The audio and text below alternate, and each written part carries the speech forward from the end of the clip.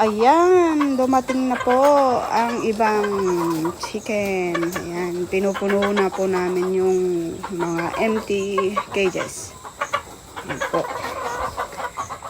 Ayan, kasalukuyang nagbubuhat po sila kasi medyo malayo. Kaya ayan, ang hirap po magbuhat.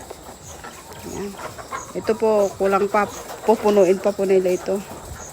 Tsaka ito po. Ayan.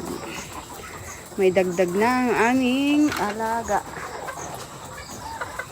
Chicken. Gandun sa dulo na siya. At ito po, may mga manok na hindi ko alam mo, mga Texas po yata daw to. Alaga ni Mister. At ito po yung itinabi namin kasi po may mga kuraysa. Kaba po kasi mahawa. Kaya po tinatabi namin talaga sila. Tinatanggal namin dun sa mga cages para hindi po sila makahawa. Ayan, thank you. Update po. Ayan, thank you Lord. May dagdag alaga kami.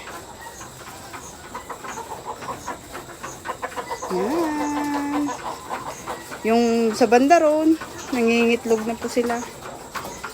Ayan, mga yan po, nangingitlog na kasi yan po ang una namin kinuha. Mga ito po ang bago. Mga halata mo naman po.